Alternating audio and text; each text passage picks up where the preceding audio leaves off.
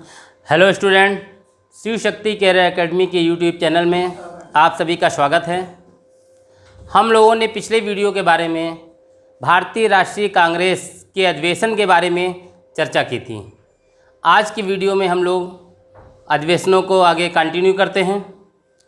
पिछली बार हम लोगों ने पढ़ा था 1931 के कराची अधिवेशन की बात हो रही थी। 1931 में ये जो कराची अधिवेशन हुआ, इसकी अध्यक्षता की गई थी सरदार वल्लभ भाई पटेल, सरदार पटेल द्वारा। इसमें बताया था हमने कि मौलिक अधिकारों की मांग की गई।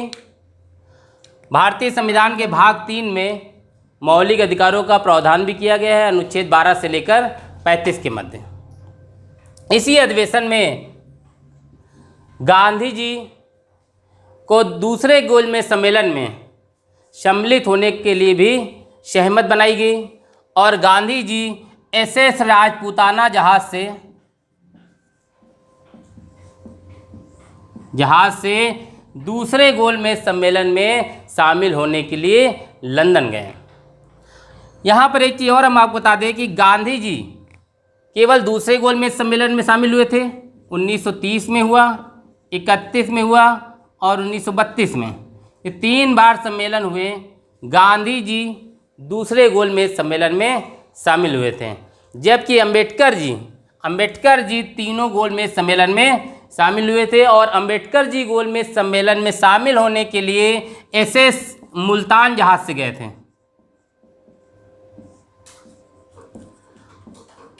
अंबेडकर जी इसमें शामिल होने के लिए, गोलमेज सम्मेलन में शामिल होने के लिए SS मुल्तान जहाज से गए थे। और इसी अधिवेशन के दौरान गांधी जी ने एक विशेष बात कही थी। गांधी जी ने कहा था कि गांधी मर सकते हैं। गांधी जी ने कहा था कि गांधी मर सकते हैं, किंतु गांधीवाद हमेशा जिंदा रहेगा। बहुत इंपॉर्टेंट चीज़ है। अगर पूछा जाता है कि किस अधिवेशन में महात्मा गांधी ने कहा था कि गांधी मर सकते हैं लेकिन गांधीवाद हमेशा जिंदा रहेगा, किंतु गांधीवाद हमेशा जिंदा रहेगा।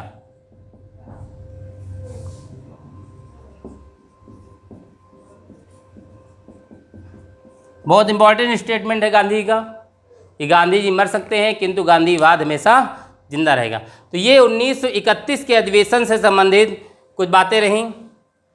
अगला अधिवेशन 1933।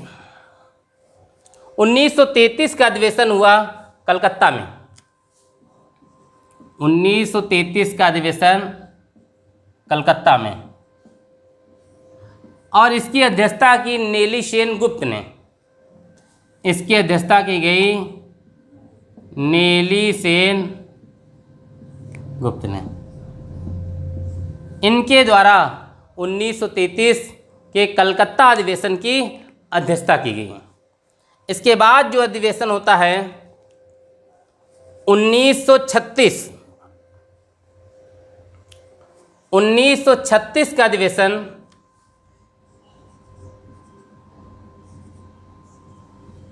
ये अधिवेशन 1936 का होता है लखनऊ में। ये अधिवेशन लखनऊ में हुआ और इसकी अध्यक्षता की जवाहरलाल नेहरू ने।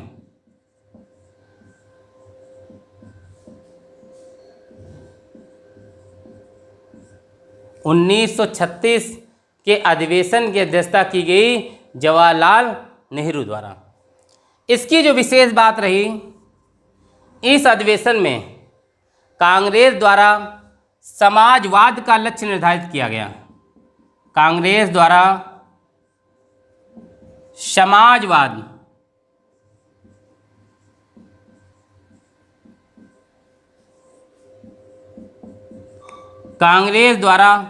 समाजवाद का लक्ष्य निर्धारित किया गया।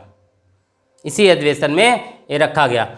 और इसी अधिवेशन में जवाहरलाल नेहरू ने कहा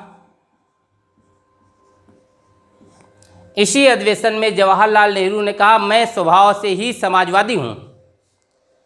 नेहरू ने कहा मैं स्वभाव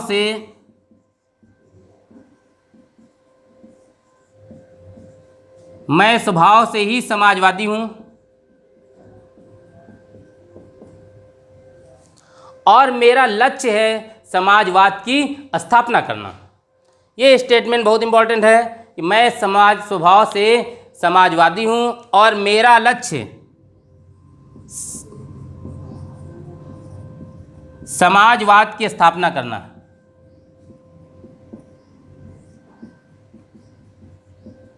मेरा लक्ष्य समाजवाद की स्थापना करना है। तो 1936 के लखनऊ अधिवेशन की ये प्रमुख बातें हुई। अगला जो अधिवेशन है वो हुआ 1937 में। 1937 का जो अधिवेशन है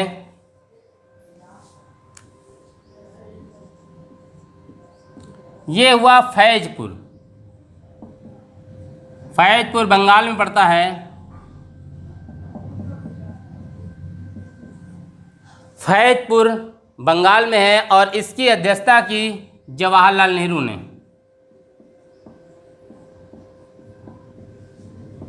इसकी भी अध्यक्षता जवाहरलाल नेहरू द्वारा की गई और इसकी विशेष बात रही कि ये अधिवेशन जो है पहली बार गांव में आयोजित किया गया। अगर पूछा जाता है कि कौन सा अधिवेशन पहली बार गांव में आयोजित हुआ,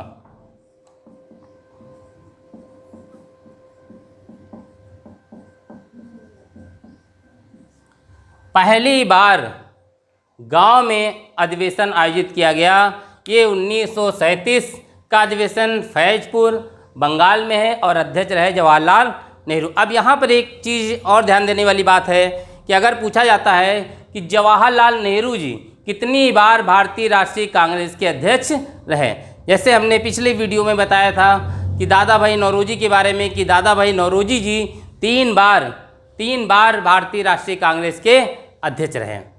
पहली बार जब दूसरा अधिवेशन हुआ था 1886 में, उसके बाद 1893 में, फिर 1906 में। उसी प्रकार जवाहरलाल नेहरू जी भी तीन बार इन्होंने अध्यक्षता की। पहली बार इन्होंने जो अध्यक्षता की, तीन बार ये अध्यक्ष रहे। पहली बार 1929 लाहौर अधिवेशन, दोबारा 1936 लखनऊ अधिवेशन और तीसरी बार 1937 फैजपुर 1937 फैजपुर बंगाल में इन्होंने अध्यक्षता की। और एक क्वेश्चन पूछा जाता है एग्जाम्स में कि बाल गंगाधर तिलक जी कितनी बार रहे हैं, तो बाल गंगाधर तिलक कभी भारतीय राष्ट्रीय कांग्रेस के अध्यक्ष नहीं बने। जवाहरलाल नेहरू जी 3 बार बने, दादा भाई नौरोजी भी 3 बार बने। अगला अधिवेशन है 1938। 1938 का जो अधिवेशन है ये हुआ हरिपुरा गुजरात में। हरिपुरा गुजरात, ये गुजरात में पड़ता है हरिपुरा। हरिपुरा गुजरात में ये 1938 का अधिवेशन हुआ और इसके अध्यक्ष चुने गए सुभाष चंद्र बोस।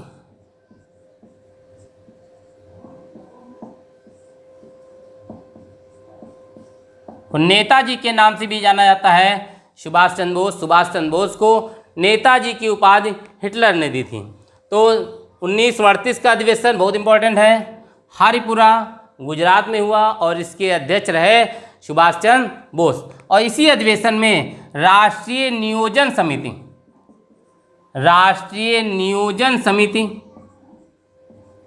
का गठन किया गया। राष्ट्रीय नियोजन समिति का गठन किया गया। इंग्लिश में कहेंगे national planning committee. National planning committee या राष्ट्रीय नियोजन समिति, इसका गठन किया गया 1938 के हरिपुरा अधिवेशन में। अगला अधिवेशन है 1939। ये हुआ त्रिपुरी में। 1939 का अधिवेशन त्रिपुरी मध्य प्रदेश, जबलपुर मध्य प्रदेश का शहर है जबलपुर, वहाँ पर पड़ती है त्रिपुरी। तो त्रिपुरी में अध्यक्षता की सुभाष चंद्र बोस।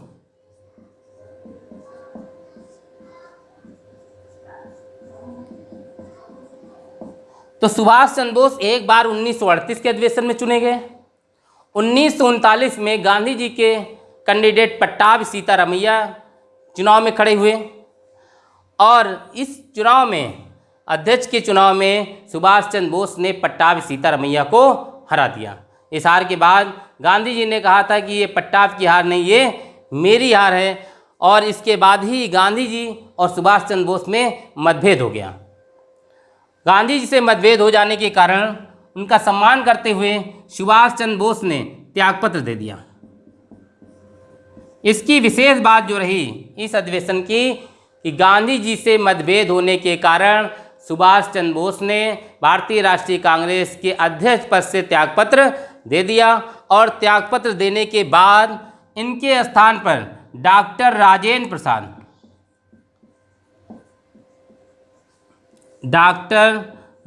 प्रसाद, जिन्हें हम बिहार का गांधी भी कहते हैं, देश रत्न भी कहते हैं, अजातशत्रु के नाम से भी जानते हैं, बिहार का गांधी डॉक्टर राजेंद्र प्रसाद अध्यक्ष बने। तो यहाँ से कई परीक्षाओं में क्वेश्चन पूछा गया कि 1939 का जो अधिवेशन था त्रिपुरी में, उसमें अध्यक्ष कौन थे। तो यहाँ पर ये चीज़ स्पष्ट होना जरूरी है कि अध्यक्ष सुभाष चंद्र बोस बने, किंतु गांधी जी से मतभेद हो जाने के कारण सुभाष चंद्र बोस ने त्यागपत्र दे दिया और त्यागपत्र देने के बाद फिर उसके बाद डॉक्टर राजेंद्र प्रसाद भारतीय राष्ट्रीय कांग्रेस के अध्यक्ष बने। ये विशेष रूप से याद रखने वाली बात है। और त्यागपत्र देने के बाद सुभाष चंद्र बोस ने 1939 में ही फॉरवर्ड ब्लॉक की स्थापना की। फॉरवर्ड ब्लॉक की स्थापना सुभाष चंद्र बोस ने 1939 में की। इस तरीके से ये 1939 का अधिवेशन हुआ। 1938 में भी सुभाष चंद्र बोस ही रहे, 1939 में भी रहे, लेकिन 1939 में त्यागपत्र देने के बाद डॉक्टर राजेंद्र प्रसाद अध्यक्ष बने। अगला अधिवेशन है 1940। 1940 का जो अधिवेशन हुआ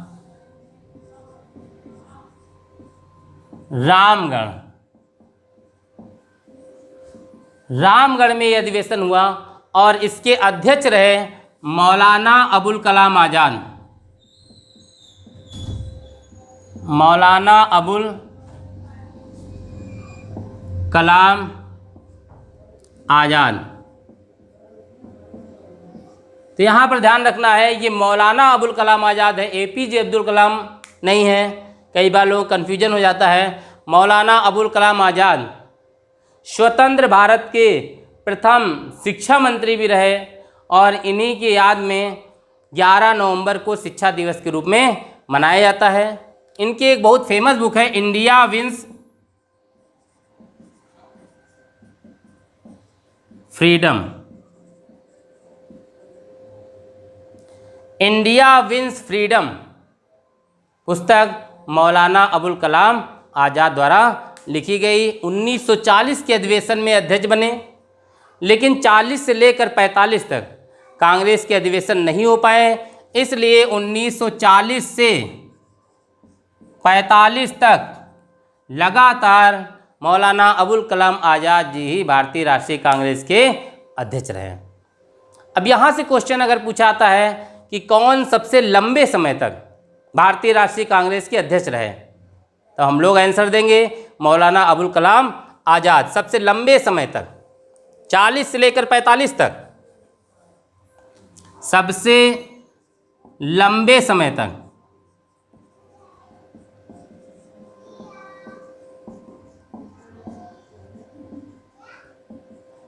सबसे लंबे समय तक अध्यक्ष रहे मौलाना अबुल कलाम आज़ाद 1940 से लेकर 45 तक।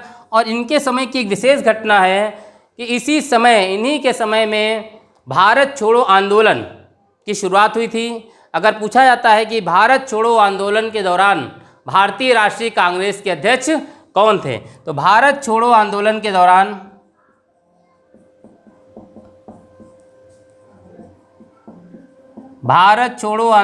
दौरान भारतीय राष्ट्रीय कांग्रेस के अध्यक्ष मौलाना अबुल कलाम आज़ाद जी थे। तो ये हुआ 1940 से लेकर के 45 तक अधिवेशन। एक और विशेष बात है, मौलाना अबुल कलाम आज़ाद जी जो थे ये भारतीय राष्ट्रीय कांग्रेस के सबसे युवा अध्यक्ष थे। भारतीय राष्ट्रीय कांग्रेस के सबसे युवा अध्यक्ष, ध्यान रखिएगा, भारतीय राष्ट्रीय कांग्रेस के सबसे लंबे समय तक सबसे युवा अध्यक्ष Maulana Abul Kalam Azad, India wins freedom, स्वतंत्र भारत के प्रथम शिक्षा मंत्री। 11 नवंबर को शिक्षा दिवस के रूप में इनका जन्मदिन मनाया जाता है। अगला अधिवेशन है 1946।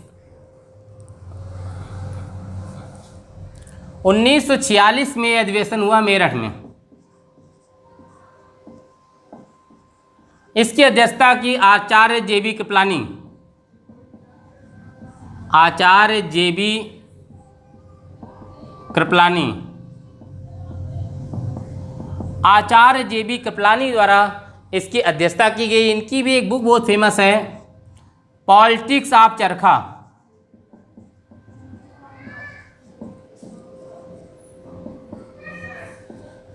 जी, आचार्य जेबी कृपलानी की बुक बहुत फेमस है, पॉलिटिक्स ऑफ चरखा। यहाँ से क्या क्वेश्चन पूछे जाते हैं, ये 1946 में तो बने, नवंबर 1947 में इन्होंने त्यागपत्र दे दिया। नवंबर 1947 में त्यागपत्र दे दिया। इसके बाद जब इन्होंने त्यागपत्र दे दिया, इसके पश्चात डॉक्टर राजेंद्र प्रसाद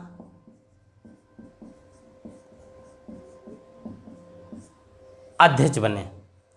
यहाँ पर एक क्वेश्चन बहुत ज़्यादा पूछा जाता है कि भारत की स्वतंत्रता के समय भारतीय राष्ट्रीय कांग्रेस के अध्यक्ष कौन थे। यहाँ पर ध्यान दीजिएगा, 1946 में बने, नवंबर 1947 में इन्होंने त्यागपत्र दिया। इसका मतलब ये क्लियर है कि जब भारत स्वतंत्र हुआ उस समय अध्यक्ष थे जेबी कृपलानी जी। तो भारत की स्वतंत्रता के समय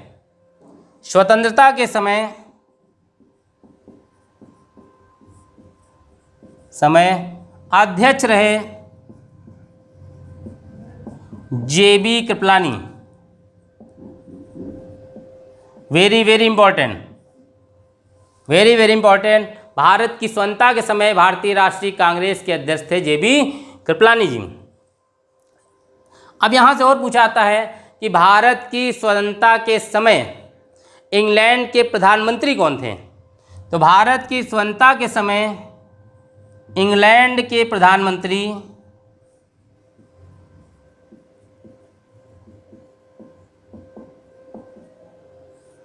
क्लीमेंट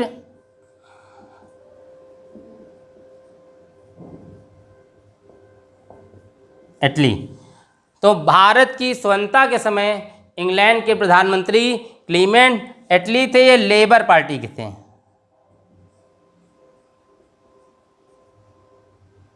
क्लीमेंट एटली लेबर पार्टी के थे। तो इस तरह से ये हमारे भारतीय राष्ट्रीय कांग्रेस के महत्वपूर्ण अधिवेशन जो विभिन्न प्रतियोगी परीक्षाओं में पूछे जाते हैं, इनके बारे में हम लोगों ने चर्चा की। अधिवेशन तो हर वर्ष होते रहे, लेकिन ना तो इतने अधिवेशन याद कर पाना संभव है, और जो आपकी परीक्षा में पूछे आते विशेष रूप से सुपर टेट, एसएससी, उनके बारे में हम लोगों ने यहाँ पर चर्चा की है। अब भारतीय राष्ट्रीय कांग्रेस से जुड़ी हुई कुछ और चीज़ें हम लोग जान लेते हैं। भारतीय राष्ट्रीय कांग्रेस के बारे में जो कुछ लोगों द्वारा स्टेटमेंट दिए गए हैं उनके बारे में जान लेते हैं। जैसे लॉर्ड कर्जन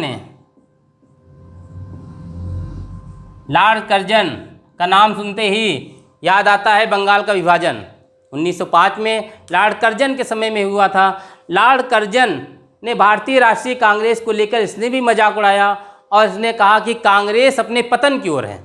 कर्जन ने कहा कांग्रेस अपने पतन की ओर है और भारत में रहते हुए मेरी इच्छा है कि इसकी शांतिपूर्ण मृत्यु में सहयोग दूं।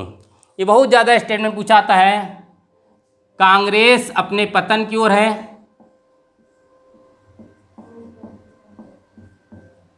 कांग्रेस अपने पतन की ओर है, भारत में रहते हुए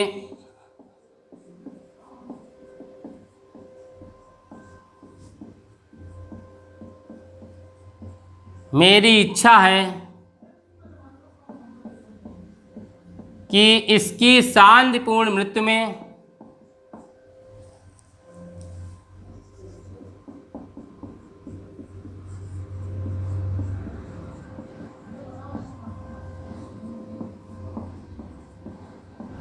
सहयोग दूं।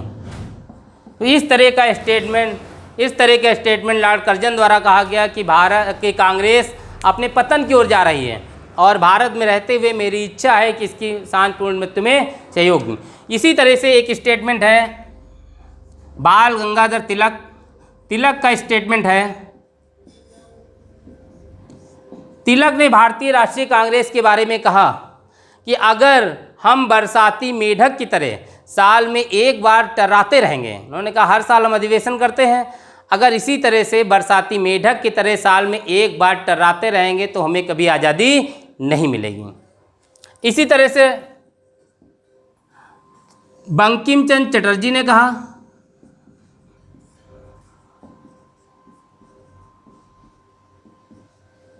उन्होंने कहा कि कांग्रेस के लोग पदों के भूखे हैं, कांग्रेस के लोग पदों के भूखे हैं।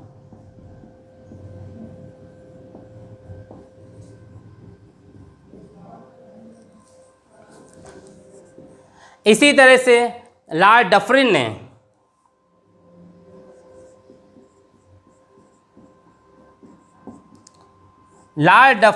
कांग्रेस के बारे में कहा था कि ये सूक्ष्म लोगों का प्रतिनिधित्व करने वाली संस्था है, सूक्ष्म लोगों का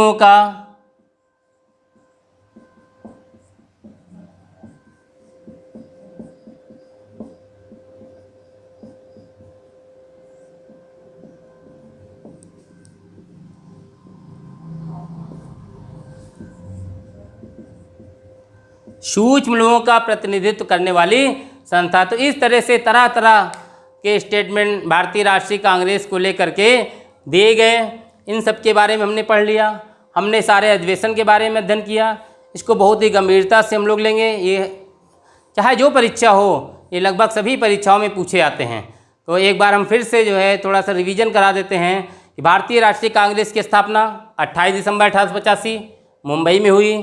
पहले अध्यक्ष WC बनर्जी रहे।